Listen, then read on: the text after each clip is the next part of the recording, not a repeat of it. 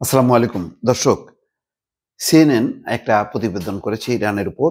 সেটি হচ্ছে ইরানের ফর্দ পারমাণবিক স্থাপনা, যেটি পশ্চিমা বিশ্ব ইসরায়েলিদের আতঙ্ক। এখানে তাদের যে রিপোর্টের আহ, যে প্রশ্ন সেটা হচ্ছে যে এই ফার্দ পারমাণবিক স্থাপনা কি ধ্বংস করা সত্যি অসম্ভব? মানে এমন সুড়ঙ্গের ভিতরে এত গভীরে এই পারমাণবিক স্থাপনা, যেটি বলা হচ্ছে যে কোনোভাবেই এটি ধ্বংস করা সম্ভব হবে না কারোর পক্ষে।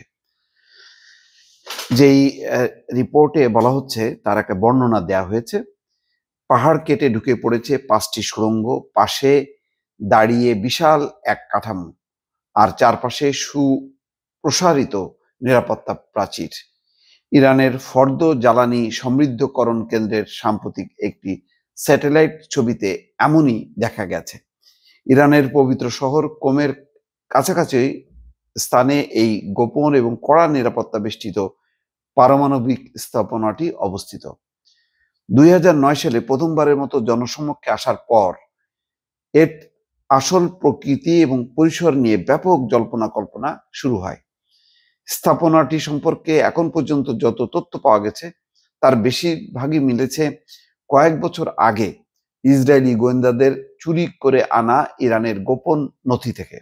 এর মূল কক্ষগুলো মাটির নিচে প্রায় 80 থেকে 90 মিটার গভীরে। এত গভীরে এর অবস্থান হওয়ায় ইসরায়েলের যে কোনো বিমান থেকে সেখানে বোমা দিয়ে ধ্বংস করা প্রায় অসম্ভব। ইসরায়েলের হামলায় ইরানের শীর্ষ পর্যায়ের কয়েকজন কমান্ডার নিহত হয়েছেন।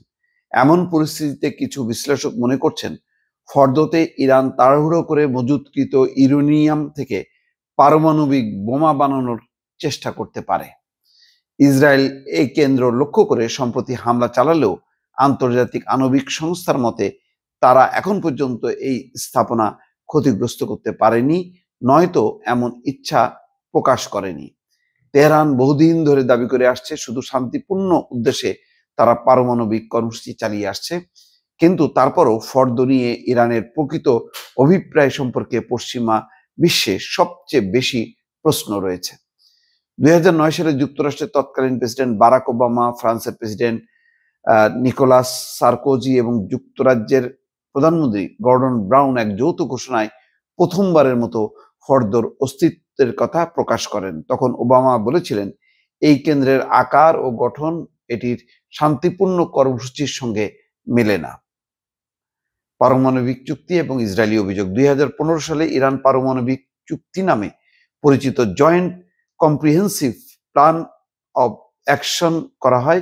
এই চুক্তি অনুযায়ী ইরানকে ফর্দর ভেতর থেকে 2/3 ইউরেনিয়াম সমৃদ্ধকরণের যন্ত্র বা সেন্ট্রিফিউজ সরাতে হয় এবং সব ধরনের পারমাণবিক উপাদান সরিয়ে নিতে হয়।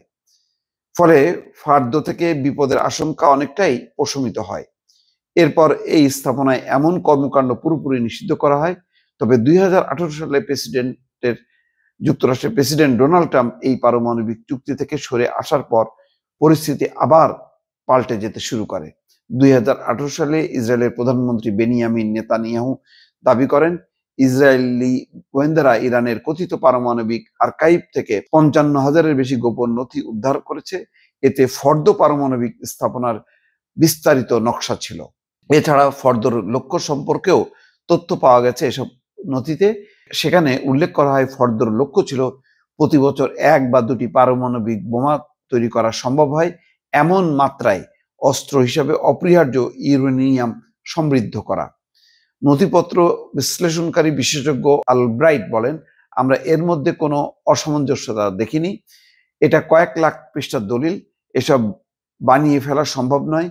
কেউ এগুলো সত্যতা নিয়ে প্রশ্ন তোলে না বলে সম্ভবত IAEA বোর্ড ইরানের বিরুদ্ধে প্রস্তাব পাশ করেছে। তবে সে সময় ইরানের উপপররাষ্ট্রমন্ত্রী আব্বাস আরগচি এই অভিযোগগুলোকে শিশুসুলভ এবং হাস্যকর বলে উড়িয়ে দিয়েছে।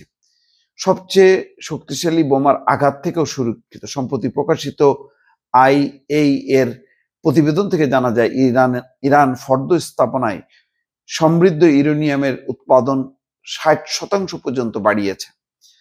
সেখানে বর্তমানে 2700টি সেন্ট্রিফিউজ রয়েছে বলে এআইএ ও বিশেষজ্ঞরা দাবি করেছেন। এআইএ গত 31শে মে দাবি করেছে ইরান একমাত্র পারমাণবিক অস্ত্রবিহীন দেশ যারা এত বেশি পরিমাণে ইউরেনিয়াম সমৃদ্ধ করে খুব বড় উদ্বেগ তৈরি করেছে। অলব্রাইট বলছেন, এটা দেখে মনে হচ্ছে ইরান এমনভাবে কাজ করছে যেন ভবিষ্যতে যদি পারমাণবিক অস্ত্র বানাতে চায় তাহলে যেন তারা তৈরি করতে পারে। আর যদি কেউ 60% সমৃদ্ধ ইউরেনিয়াম তৈরি করতে পারে তাহলে সেটা খুব সহজেই অস্ত্র তৈরির উপযোগী ইউরেনিয়ামে রূপান্তর করা যায়।